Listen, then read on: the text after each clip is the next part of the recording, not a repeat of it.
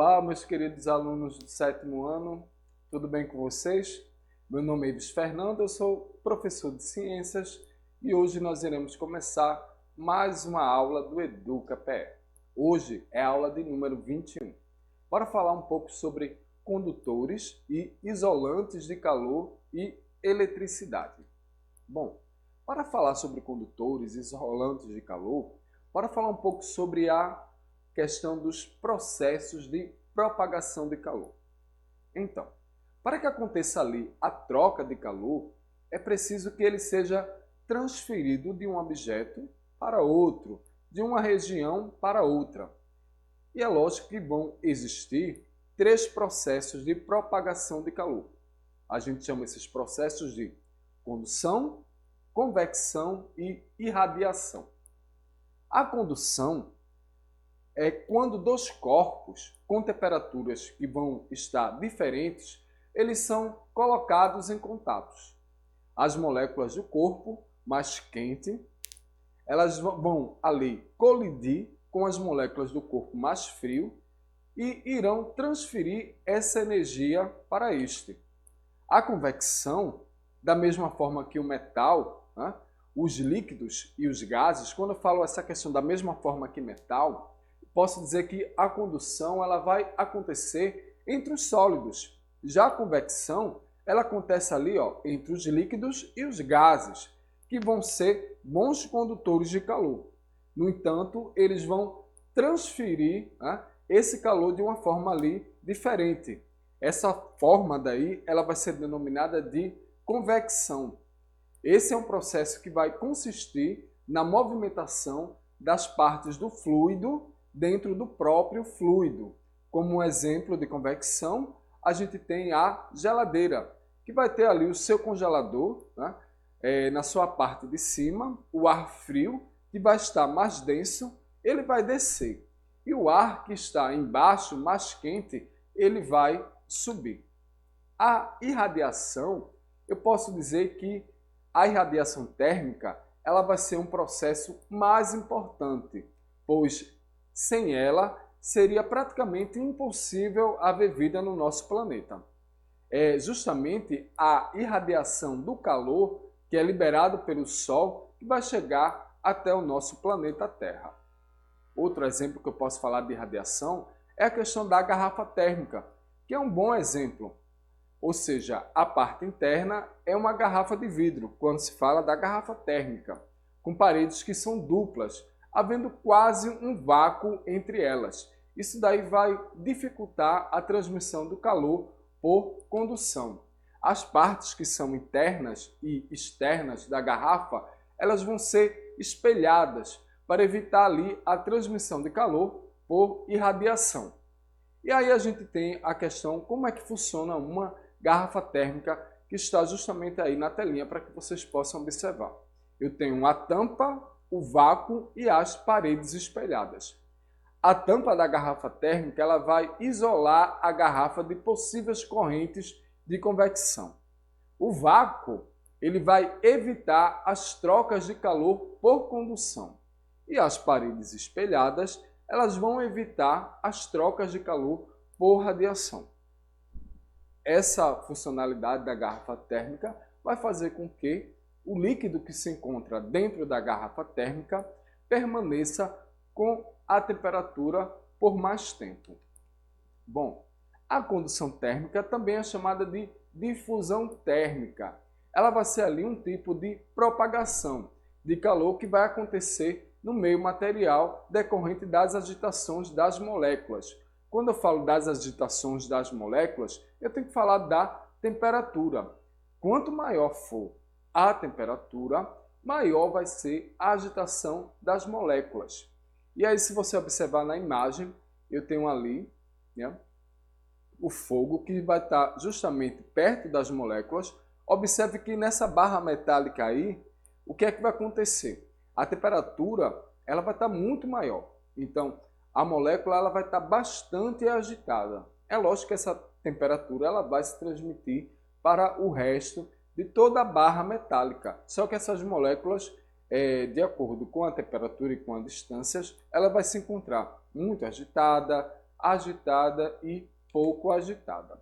Ou seja, o aumento da temperatura de um corpo sólido, seja por aquecimento ou contato com o outro, a energia, que a gente chama de energia cinética, também aumenta. Isso vai resultar numa maior agitação das moléculas. A condução térmica ela vai depender justamente ali de materiais, né, que são utilizados. Isso quando se trata de isolantes e condutores térmicos. A gente vai começar a falar sobre eles agora, né? Porque aí, quando se fala de isolantes, desses condutores que são térmicos, eu vou dizer que essa condução dessa energia térmica do calor, ele vai depender do tipo de material que vai ser utilizado, visto que alguns, né, eles vão conduzir mais energia térmica que outros, né? Como o próprio nome indica, um isolante térmico, ele vai isolar a passagem de calor. E os mais utilizados quando se fala de isolante térmicos vão ser o plástico, a borracha, a madeira, a lã, no caso do isopor, entre outros materiais que existem para isolar a questão do calor.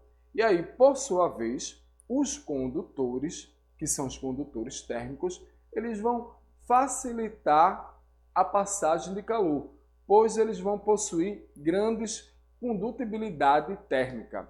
E aí, quando estamos fazendo ali uma comida, ao mexer na panela com a colher, devemos escolher uma de plástico ou de madeira.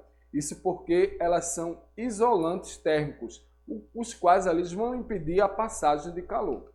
E por outro lado, uma colher de metal, ou seja, o metal ele vai ser ou de alumínio, ou de ferro, ou de etc., ela não é um isolante térmico, porque vai conduzir o calor rapidamente pelo material. Sendo assim, o calor que é emitido pela chama do fogão, a colher ela vai ficar quente. É o que pode causar ali as queimaduras na pele. Isso daí vai explicar por que a maioria das panelas elas são feitas de metais e os cabos de plásticos ou de madeira. Elas são feitas de metais, as panelas, para que possa receber a transferência do calor, né, pela chama do fogão. Mas ali, quando se fala do cabo, que vai ser, no caso ali, de plástico ou de madeira, é porque o plástico são maus condutores de calor. Bom, então, o metal ele vai ter uma maior capacidade de conduzir o calor. E é lógico que vai aquecer a comida rapidamente. Bora agora falar sobre energia solar.